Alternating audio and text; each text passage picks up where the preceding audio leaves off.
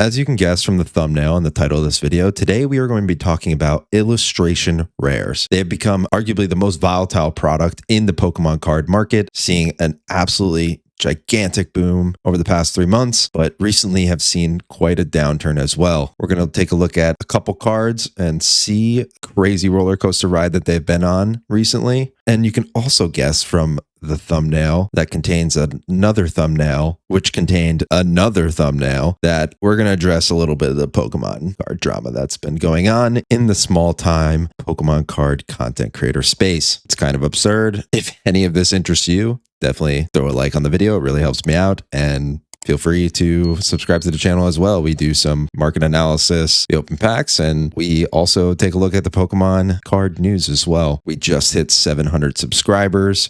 So our next goal is 1,000. And thanks so much for that, guys. Now on to today's topics. So before we get into the cards, I just wanted to make a small little statement or rant here about a little bit of the drama that went on with Gata Michidal's stream the other day during the fake out that we had over the Destined Rivals drop. I find it a little distasteful to chastise people for watching a stream during what many thought, including myself, would be the day that Destined Rivals PCETB would drop on the Pokemon Center. It is probably only going to happen once. If we're lucky, it will happen twice, like Journey Together, but regardless, it's going to sell out either way. And as we all know, the Pokemon Center ETBs are some of the most guaranteed best buys that you can make in this hobby. And I don't really like when people gatekeep how others interact with this hobby. There are a lot of people who are pissed off with the way that things currently are in the Pokemon hobby.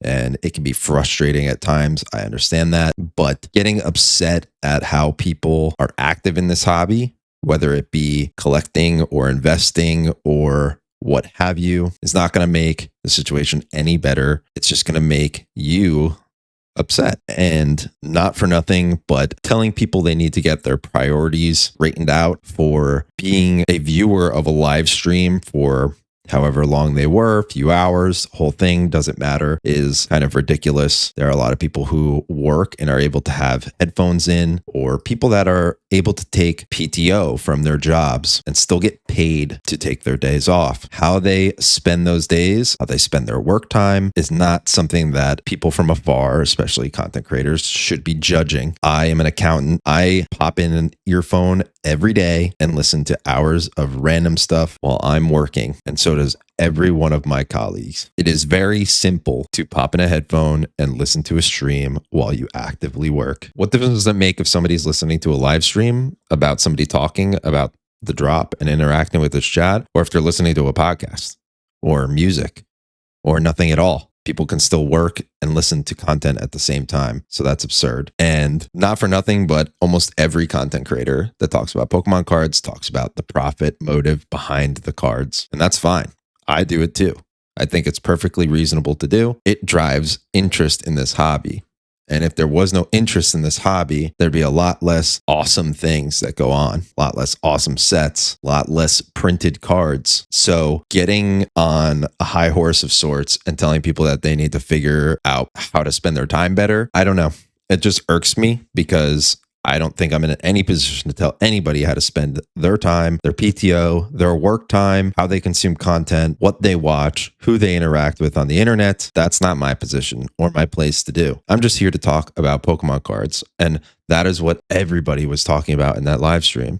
Pokemon cards. People were just hanging out, having fun, watching Mitch just lose his mind over how good the stream was doing and then pulling an Umbreon. It was a ton of fun. I hope it happens again. It should happen again. And Mitch, you're a freaking genius for doing it. And I think probably is a little bit of jealousy going on. And yeah, I think that's kind of all I wanted to say. Just kind of crazy that, anybody would tell people what they should and shouldn't be doing with their time when they spend their time talking about Pokemon cards too. Like, yeah, it's kind of wild to me. But enough of that. On to the topic at hand, and that is illustration rares. As I've been combing through this list, I pulled a few that have had some decent movement going on in their price range over the past couple weeks, and I wanted to share some of them with you, and we'll take a look at the data too. I crafted a little Excel spreadsheet to make it a little more clear and succinct, but we'll look at the cards first. We'll start with some of the lesser priced cards and work our way up. First, we have Lechonk from Obsidian Flames. As we can see here, this card had a huge spike up at one point, a little dip, and then another huge spike back up, and it's crawled back down recently. You can now find this card in the $6 range, when at one point it was about $9. So a little retraction for a low priced card. Next, we do have the Gloom from Obsidian Flames as well. I'm a big fan of this card and it has had a retraction, but I think over time this card's going to do really well. I said that in a previous video and I still believe it now. At one point, the card was sitting at $19.01. It has fallen down to sub $14. Next, we have the Grievard from Scarlet and Violet base. This card saw a massive spike in the matter of days, probably a little bit of a buyout going on here. It did have a peak of $25.50 and has had a slow decline over the past month or two to around $11.21. Next up, we have the Brute Bonnet from Paradox Rift. Really awesome looking card. At one point, it was around 7 and change, and it had a massive spike. And we all know what happened here. It ran all the way up to $33, and then a sell-off occurred, and we are now sub 15. Next, we have the Houndoom from Shrouded Fable. I love this card, but I'm a Houndoom guy, so I wish I had one myself. And to be honest, now might be a pretty solid time to buy because it was sitting at around $53 at one point and has now slowly climbed down to sub $41. Next up, we have the Baxcalibur, an infamous card during the Illustration Rare boom. Everybody was talking about this card and its stage 2 and stage 1 counterparts as well. This card was under $11 for a good period of time, saw a massive buying spree all the way up to $54 and change, and has had a pretty sharp decline recently all the way down to $24. Wouldn't surprise me if this card had another run up because it is an awesome artwork by Komiya and it is a storyline card. So honestly, might be a solid time to look at the purchase of this card. Might do so myself, but don't be surprised if when it does have that run up that it does have another sharp decline as people sell off. Onto the next one.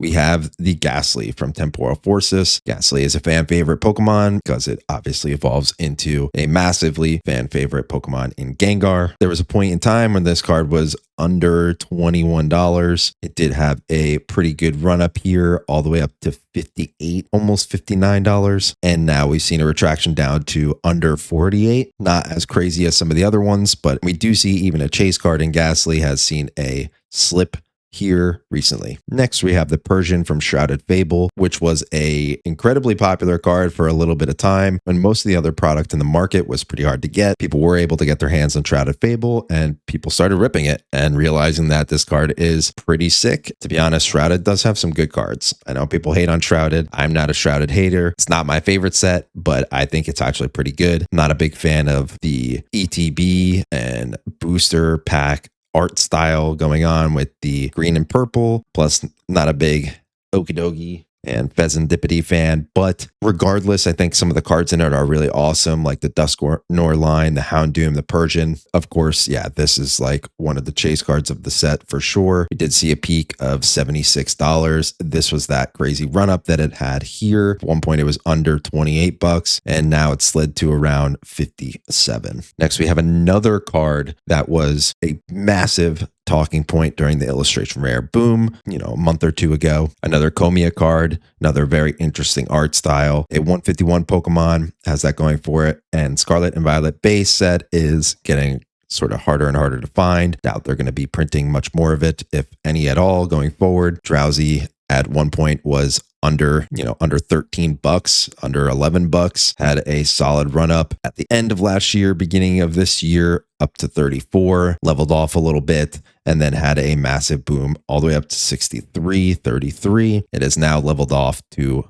around $39. And next we have an absolute massive chase card, one of the iconic cards of the Scarlet and Violet era, and that is the Magikarp from Paldea Evolved. This card has a long time to sort of evaluate its value. It is from Shinji Kanda, which is a fan favorite artist as well. And of course, Magikarp, Gyarados, 151 Pokemon. A lot of love there. For some time, it was around $100, a little bit more, a little bit less, hanging out there. Jumped up to 150 last year in June. Then we see it leveling off a little bit, coming down to around 110, and then a pretty steady rise up, all the way up to 276, 277. But recently it's seen a little bit of a decline down to 245. So yeah, even the massive chase cards in this era for illustration rares have seen a little bit of a dip going on. Now let's take a look at some of the data that I put together in this Excel table here. As we could see, we'll start with the lower ones. Lechonk was at 904 at one point. That was on February 26th. Now it's at $6, a loss of 3, down 33%. Gloom is down 28%. Grievard down 56%. From its high, was almost 26, down to a little bit above 11. Brute Bonnet was at 33, down to 14 and change, a loss of almost 57%. Houndoom has lost a 23%. Excalibur was at 54, now down to 24, a loss of 55%. In the matter of a month. In 1 month, this card lost 55% of its total value, which is wild. I mean, again, keep all these cards in perspective. All of them were much lower at one point than their current. The Lechonk was probably like, a couple bucks or whatever. But all these other cards, at one point could be had for much lower. And their current price, even though it's a lot less than their high, is still a lot higher than their previous low. So we keep that in mind here, but still 55% in the matter of a month is just insane. In less than a month, the Ghastly has gone down 18.5%. The Persian has lost 26%. The Drowsy in about a month has lost almost 53%. So we see here the Drowsy, the Baxcalibur, the Brute Bonnet, the Grievard. These are cards that all had what I believe to be buyouts to a degree. I mean, there was a lot of hype with some of them, like the Drowsy and Baxcalibur. So you can't categorize their climb as only because of buyouts, but still, nonetheless, these were the cards that people were targeting as, cards that were undervalued. And then they had massive buying sprees from, the community. And when it got to a certain level, people stopped buying and people started selling off. And this is why we see this sharp decline. But as we can see, even the Magikarp is not immune to the illustration rare slide here. It has lost 12%. So yeah, just a little recap of what's been going on with the illustration rares. Kind of wild that we saw such a run up and now such a decrease, but that's kind of what you get with singles. Singles are incredibly volatile. That's why it's always best if you're an investor, keep your money in sealed. But if you like kind of the thrill of buying and flipping or investing in singles, then it can be fun as long as you're able to kind of sort of time these things right, which is incredibly hard to do. So not what I would recommend personally, but we all have singles. Anybody who's watching this video enjoys Pokemon cards to an extent and has singles themselves or has, collections of the actual cards and not just boxes.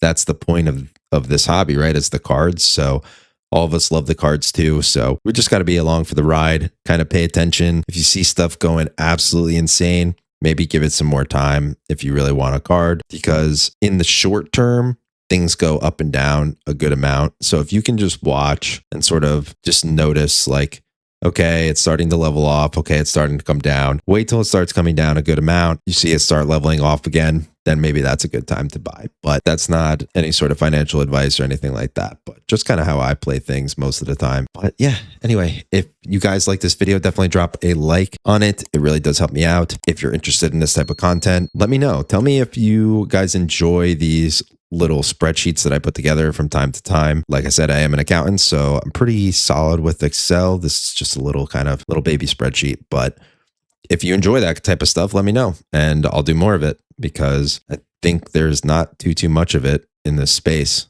and I'd be down to do it. So yeah, let me know. Subscribe to the channel. We are shooting for 1,000 subscribers and that's really cool. I thank you guys so much. Until next time, I've been NJ Pokemart. I'll catch you on the next one. Bye.